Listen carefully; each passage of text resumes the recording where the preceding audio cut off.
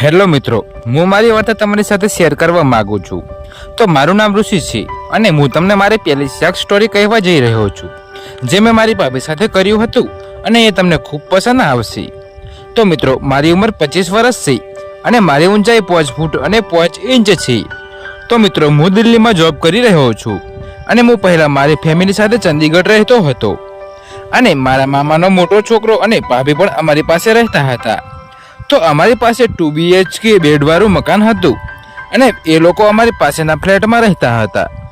તો તેમને એક નાનો બાબુ પણ હતો. મારા ભાઈની ઉંમર 30 વર્ષ હતી અને મારી ભાભીની ઉંમર ત્યારે 26 વર્ષની હતી અને ત્યારે હું 19 વર્ષનો હતો અને મારી ભાભીની ફિગર 34-30-34 હતી અને એ દેખાવમાં ખૂબ સુંદર હતી. તો મિત્રો, આ વાત ગરમીના દિવસોની છે. ત્યારે મારા મામાનો નાનો દીકરો પણ જોબ કરવા માટે ચંદીગઢ આવ્યો હતો. તો એ પણ ભાઈ અને ભાભી સાથે રહેતો હતો. તો મિત્રો, મારી ભાભી તરફ ક્યારેય પણ નિયત ખરાબ થઈ ન હતી, પણ એક દિવસ થોડી વધારે ગરમી હતી અને તે દિવસે અમારું એસી ખરાબ થઈ ગયું હતું અને એટલે મારા ફેમિલીના બધા લોકો બહાર ખુલ્લામાં સૂતા હતા અને હું ભાભીના રૂમમાં સૂવા માટે ચાલ્યો ગયો, કારણ કે એનું કુલર ચાલુ હતું. તે દિવસે ભાઈ કંઈક કામ માટે બહાર ગામ ગયા હતા અને એ 3 દિવસ પછી પર આવવાના હતા અને બીજો ભાઈ નીચે ગાદલું પાથ નાખીને સૂતો હતો અને ડબલ બેડ પર ભાભી અને એનો નાનો ભાઈ બાબુ સૂતો હતો. તો મિત્રો, હું કુલરની સામે ખુલ્લી જગ્યામાં જઈને સૂઈ ગયો અને અમે 9 વાગે સૂવા લાગ્યા હતા. તો પછી 12 વાગે મારી નીંદર ઉડી ગઈ અને મારા પર સેક્સ ચડવા લાગ્યું અને મને મૂઠ મારવાનું મન થવા લાગ્યું. તો હું એક અઠવાડિયામાં 4 વખત મૂઠ મારતો હતો, કારણ કે મારી કોઈ ગર્લફ્રેન્ડ હતી નહીં અને મેં કોઈ સાથે સેક્સ કર્યું હતું નહીં, એટલે હું મૂઠ મારીને કામ ચલાવતો હતો. પણ મેં મૂઠ મારવાની પહેલા ઉઠીને જોઈ લીધું કે કોઈ જાગી તો નથી રહ્યું નહીં.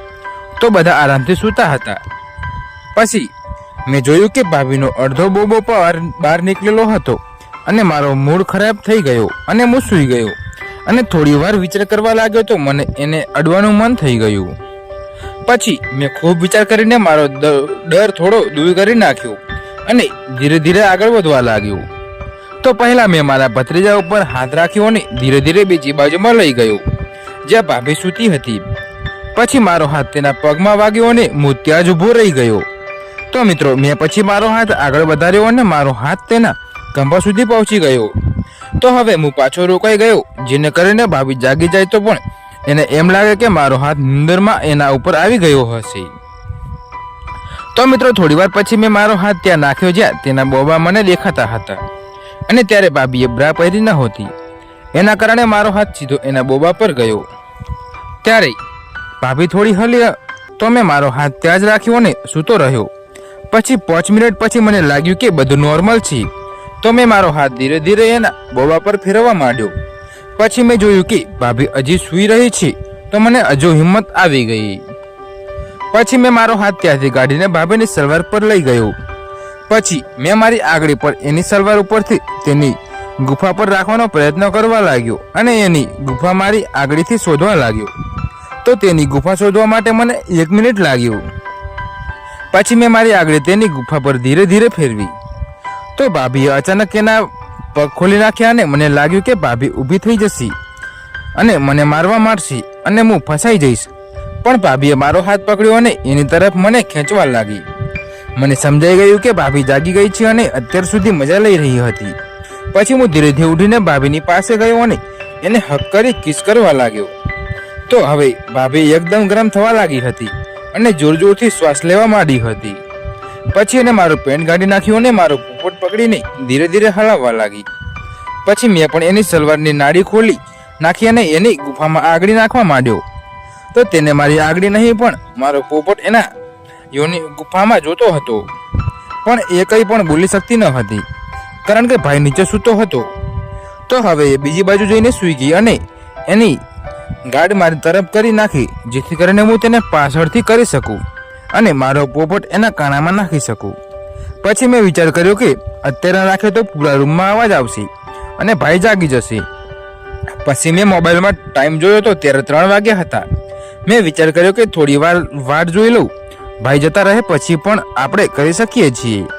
તો મારી પાસે આજ સુધીનો દિવસ છે એમ નથી અને ભાભી તો આવે આમે માની ગઈ છે. તો ક્યારે પણ કરવા મળશે અને મારે ઉતાવળ કરવી જોઈએ નહીં. તો મિત્રો પછી હું બીજી બાજુ જઈને સૂઈ ગયો અને ભાભી મને એની તરફ ખેંચવા માંડી. મેં ભાભીને ધીરેથી બોલીને સમજાવ્યું અને એ સમજી ગઈ અને પછી મને ક્યારે નીંદર આવી ગઈ મને ખબર પણ ન પડી. પછી સવારે ભાઈ ગયો અને ભાભી એ દરવાજો બંધ કર્યો અને એ મારી પાસે આવીને મને જગાડવા માંડી. તો હું જાગ્યો અને એને જોઈને મારો પોપટ એકદમ મોટો થઈ ગયો. હું તો સૂઈ ગયો હતો પણ ભાભી સૂઈ શકી ન હતી. એ તો બસ સવાર થવાની અને ભાઈના જવાની વાટ જોઈ રહી હતી. પછી મેં એની સલવાર ખોલી અને મારું પેન્ટ કાઢી નાખ્યું પણ મારી પાસે કંડોમ હતો નહીં. જી હા મિત્રો, તો મેં ભાભીને પૂછ્યું કે કંડોમ છે કે? તો એને જલ્દીથી કબાટમાંથી કંડોમ કાઢીને મને આપ્યું અને મેં એને ચડાવી દીધું. તો ભાભી મારા પોપટને જોઈ રહી હતી. કદાચ મારો પોપટ ભાઈના પોપટ કરતાં વધારે મોટો હશે. અને પછી ભાભી એના પગ પોળા કરીને સૂઈ ગઈ અને હું એની ઉપર સૂઈ ગયો. તો મેં મારો પોપટ એના કાણામાં પહેલા અડધો નાખ્યો અને પછી જોરથી ધક્કો મારીને આંખો નાખી દીધો. તો ભાભીના મોંમાંથી થોડી ચીસ નીકળી ગઈ અને એને મને જોરથી પાછળ ધકેલી નાખ્યું. પછી મેં એને પૂછ્યું કે શું થયું? તો એ બોલી કે કંઈ નહીં. પછી હું એને ધીરે ધીરે ધક્કા મારીને મજા કરવા લાગ્યો અને પછી ધીરે ધીરે જોરથી ધક્કા મારવા લાગ્યો. તો હવે ભાભી પણ એના હોલને ઉપર નીચે કરીને મને મદદ કરવા લાગી હતી અને મજા માનતી હતી. તો મિત્રો હવે ભાભીને પણ ખૂબ જોશ આવી ગયો હતો. પછી ભાભી મારી ઉપર આવી ગઈ અને મારો પોપટ એના કાણામાં ઉછાળીને લેવા માંડી અને હું એના બોબાને જોર જોરથી દબાવી રહ્યો હતો. પછી અચાનક એનું શરીર કડક થવા લાગ્યું અને એની ગુફા પણ એકદમ ગરમ થવા લાગી. તો હવે એ ગરમીથી મારા પોપટમાંથી માળ નીકળવા લાગ્યો અને મારો માળ નીકળી ગયો. તો હવે ભાભી પણ એકદમ શાંત થઈ ગઈ હતી. પછી એ મારા પોપટ પરથી ઉઠી અને મને કિસ કરવા લાગી. પછી મેં એકદમ કંડોમ કાઢી નાખ્યો અને એના કચરામાં નાખ્યો અને મારી ચડ્ડી અને પેન્ટ પહેરીને સૂવા લાગ્યો. પછી ભાભીએ એના કપડાં પહેર્યા અને એ પણ નહાવા માટે ચાલી ગઈ. તો મિત્રો એ દિવસ પછી મેં અને ભાભીએ ખૂબ સેક્સ કર્યું અને મજા કરી. તો મિત્રો તમને આ મારી સ્ટોરી કેવી લાગી કમેન્ટમાં જરૂરથી જણાવજો. અને મિત્રો આવી જ બીજી સ્ટોરીની અપડેટ જોવા માટે અમારી ચેનલને અત્યારે જ સબસ્ક્રાઇબ કરી દેજો.